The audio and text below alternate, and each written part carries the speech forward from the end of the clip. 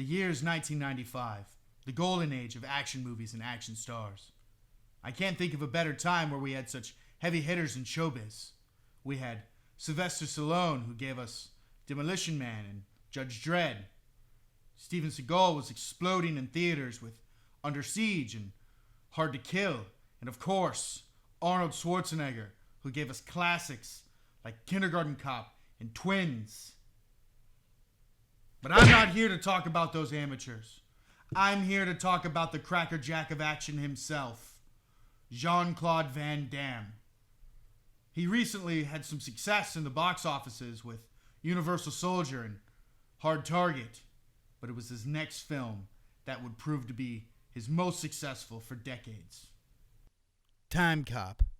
Jean-Claude Van Damme's character plays a police officer that works for the Time Enforcement Commission, or the TEC, to fight criminals that are trying to screw with the current timeline.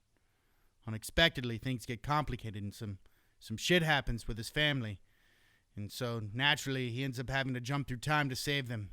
So as in the case of most box office successes during the 90s, you could almost guarantee they would release a video game version. Oh, and did they make one? They being Cryo Interactive. You know, the company that made amazing games like Cheese, Catastrophe, starring Speedy Gonzales, or Thorgal, Curse of Atlantis, and who can forget China, the Forbidden City. But those weren't the games they were known for during this time. It was their version of Dune, released on MS-DOS, Amiga, and Mega CD. One would think that a predominant game company making a video game based off of a mega blockbuster had all the ingredients for one hell of a game. Dear God, that was not the case.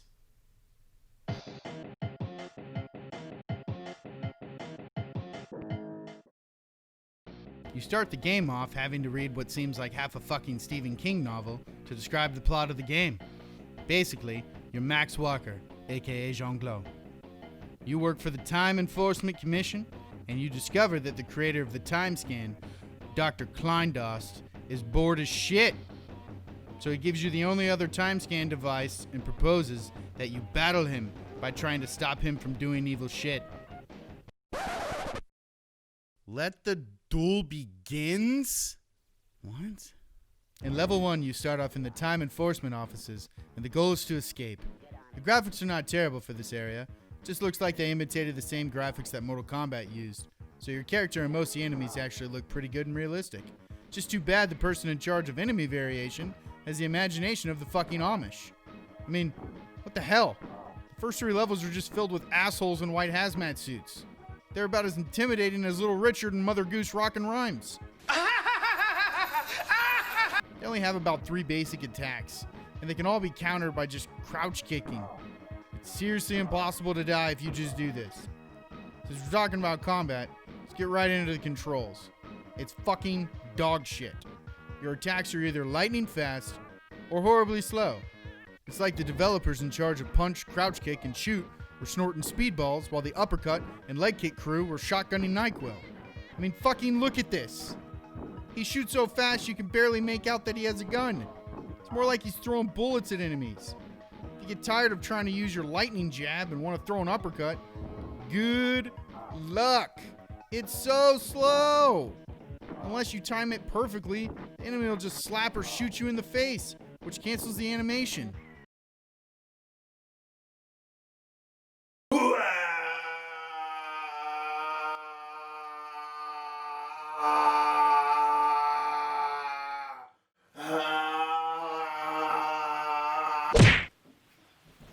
And don't get me started on trying to change directions.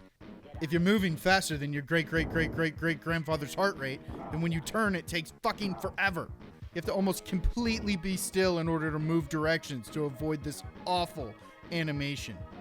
The game's a basic platformer if you remove all the elements of what makes a good platformer. The level designs are extremely repetitive and seemingly thoughtless. I mean, look how fast I beat this level. FBI.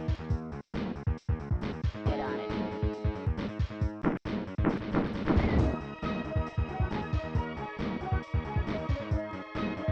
I swear, It's like the creators only knew two fucking speeds. The levels are either ridiculously easy or annoyingly difficult. In level 1 part 3, the platforming just feels incredibly rigged. You can't jump across to the next section without taking damage from an enemy or getting kicked off onto previous floors. It's so freaking annoying! If you try and wait, you realize you literally don't have the window of time to jump without taking damage, or else you waste your bullets, which they barely give you any in the first place. Did I mention that you jump like 15 feet in the air? A little further on, we're introduced to a couple new enemies. Meet the Roomba and the ceiling fan. I guess the robot vacuum cleaners aren't too bad, but I just don't understand the purpose of the ceiling fans. The only reason for their existence is to annoy the shit out of you and get in your way. They're never close enough for you to punch or shoot. The only way you can kill them is if you're lucky enough to land a jump kick, but the hitbox is absolute garbage. You're almost guaranteed to take damage when you try this, so it's not even worth it. Oh, but it is worth mentioning that health drops after about every 2 kills. You'd figure that with so much health dropping it would be almost impossible to die. But the developers fixed that by making the amount of health you get from the health packs completely fucking random. And as with everything else in the game, you either get a ball hair increase or full health. Remember in Timecop where Jean-Claude travels back to 1945 to defeat the underwater octopus army? Yeah, me neither. You're now walking around this San Andreas fault, trying to stop Kleindost from mining some sort of rare metal. I guess the thought process was, you can't have a platformer without an underwater level, so naturally, when you're underwater, the obvious enemy choice is octopuses. Just imagine buying or renting this game without seeing the movie first. How fucking disappointed would you be after finally watching it? But even these developers realized they needed at least one more enemy type in this level. Meet the slightly darker version of yourself. As you traverse this shithole level, you find yourself barely able to see anything because the stupid underwater station is in the way, and the octopuses will just randomly pop out of the sand and attack you. You have no way to kill them because all you have is your stupid fucking gun, and it's only able to shoot straight. If you take a wrong turn in this level, you find yourself running out of time and just randomly exploding. The game provides these little time items that adds additional time to the clock, but most of them seem to be placed right next to the exits. You're probably thinking, well, why don't you just run, Kyle? You can't! Apparently that shit's way too advanced, or maybe it would have just taken away from the realistic experience they intended. And why the hell am I running out of time? This is Timecop! After aimlessly walking around the bottom of the ocean killing enemies, you get to the boss of this stage. A giant octopus.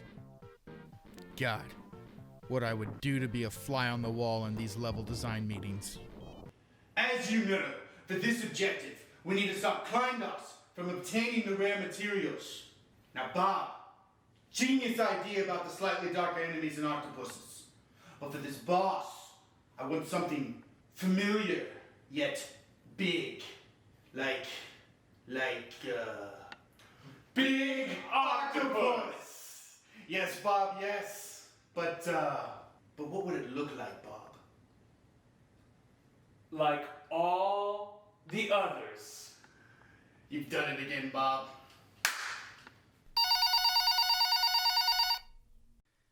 Sir, Jean-Claude's online too. He says he's not happy with his character's board size. I'll take you to my office, Francine.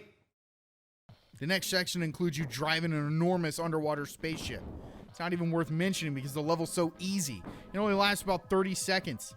Helen Keller could complete this mission with full fucking health. After you're done murdering innocent sea creatures, you travel back to 1929 New York to stop Kleindost from controlling all major companies by investing in their stock. This is easily the most annoying section of the game. Throughout the entire level, you are just constantly bombarded with a flurry of bullets that rain down on you. I can't tell you how many times I died from this bullshit. If you decide to take your time to avoid this garbage, you just run out of time. Again, why the fuck is there a timer in this game in which includes time travel? The level is basically the same shit. It's all just so repetitive. I mean, look at the background. Constantly looping. Wait, what the fuck? Chin Do fine Chinese food? What the fuck? The last part of this level ends with you starting on the 3rd floor of the bank because why not? It wasn't until this section that I discovered a ridiculous glitch in the game. If you jump while you're next to an enemy, you won't take damage at all. I mean, look how stupid this is. It was at this point that I began to realize why the game had ceiling fan robots. Without them, you essentially could just jump past every enemy to get to the exit. So when you're finally done jumping past all the enemies in the bank, you have to fight Rob, the SNES robot. Maybe I'm reading too much into this, but how the fuck are people from this era not completely shitting their pants when they see this robot? I mean, the fucking bread slicer was created 2 years prior to this, so how are they not freaking out over this robot? I guess they weren't impressed, because this thing just jumps from side to side. So after a couple of shots, like all the other bosses, it's dead in no time. What fun. I guess the developers thought this game would not be complete without visiting Germany circa 1944. You're now working to stop Kleindos from helping the Nazis win the war by using their modern weaponry. Level 4, German. There's really not much to say about this section either. The only thing that stood out was random rocks they added that remind me of the giant piles of dinosaur shit in Jurassic Park. That is one big pile of shit. After Kleindos is assisting the Third Reich, his next evil objective is to sell drugs to the people in 2144 LA. You spend the next 8 minutes fucking about the city to eventually fight the Batmobile. For his final evil plan, he travels to 2117 LA to launch a party rocket into the atmosphere, effectively getting everyone stoned as balls. These levels actually weren't that bad. The platforming was much smoother, and the music was pretty banging. So when I reached the final boss, I was pretty optimistic that maybe they were just saving the best for last.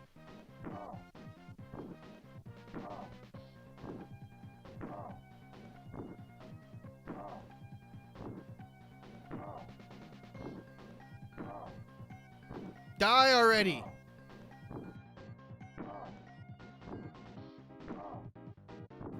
What the hell?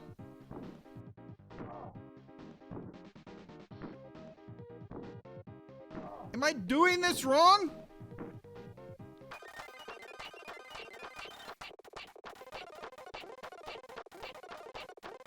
Jeez! And that's Timecop on the Super Nintendo. Not the worst game I've ever played, but let me just wait. Walker has to prevent Kleindos from spreading Discord? How does it make sense that I just killed this guy in 2117? There's been peace for 27 years. Now I have to stop the spread of disagreement? Who thought this was a good idea?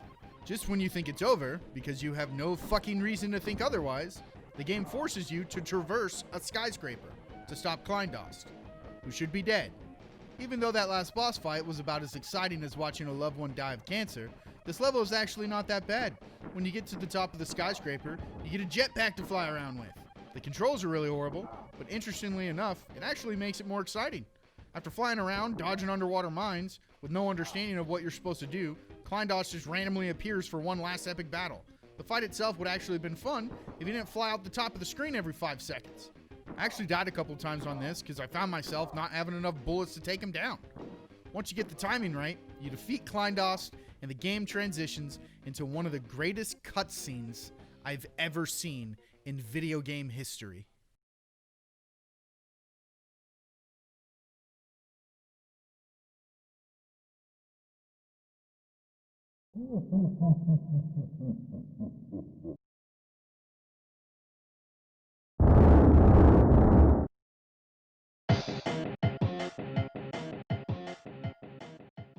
In all seriousness this time, that's Timecop for the Super Nintendo.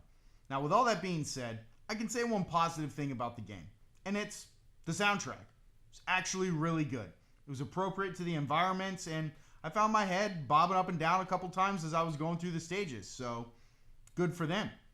Now is that enough to overlook all the other crap in the game?